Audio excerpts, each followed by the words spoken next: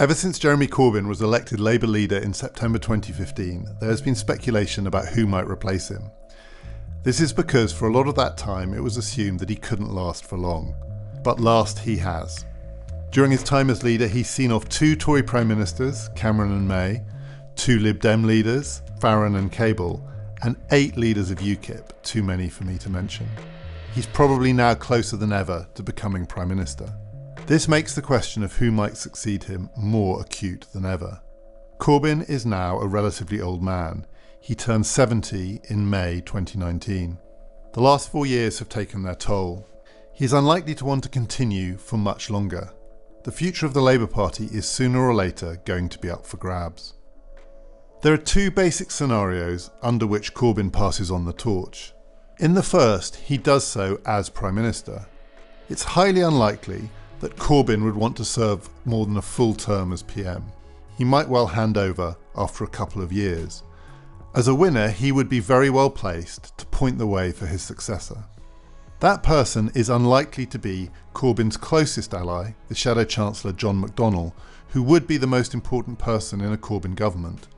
McDonnell is quite old at 68. He has a long history of bitter factional infighting, going back to his time as Ken Livingstone's deputy at the GLC in the 1980s. He is an even more divisive figure than Corbyn, and he is a man. Of the main parties, Labour is the only one that has never appointed a woman leader, with the brief exception of Margaret Beckett, who stood in as leader in 1994 between the death of John Smith and the arrival of Tony Blair. Many people believe that next time Labour must correct this glaring omission. That makes Rebecca Long-Bailey a strong contender. A close ally of McDonnell, she is still young, just 38, and more or less untainted by years of ideological struggle. Yet despite being a fresh face, she would represent ideological continuity with Corbynism. She was one of the 35 MPs who nominated Corbyn for the leadership in 2015, and she has served him faithfully ever since.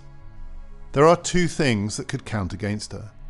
First, her inexperience means that she is relatively untested, and a big job in government could expose that. Second, if Corbyn hands over from number 10, it means Labour's priority will be to hold on to power. A Corbyn government is unlikely to have a parliamentary majority itself. Much more probably, it'll either be a minority government or it'll be in coalition. Corbyn's successor is going to have to hold together some pretty fragile alliances. Ideology will take a back seat to holding on to power. There are 2 women who better fit the bill under those circumstances. One is Emily Thornberry, the Shadow Foreign Secretary. She is more experienced than Long-Bailey and a proven performer at the dispatch box in the Commons. Thornberry is regularly mocked by Tory commentators for her high-handed manner and her establishment ties. Her husband is a High Court judge. But being hated by the Tory press won't do her any harm with Corbyn's supporters. The other is Angela Rayner, the Shadow Education Secretary.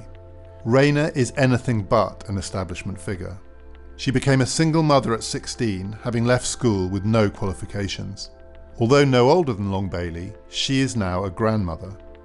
A compelling media performer, no one else at the top of the Labour Party can match her claim to come from the people they are seeking to represent.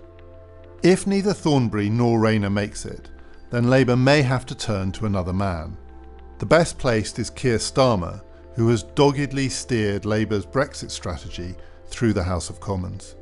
Another establishment lawyer, Sir Keir, was Director of Public Prosecutions before turning to politics.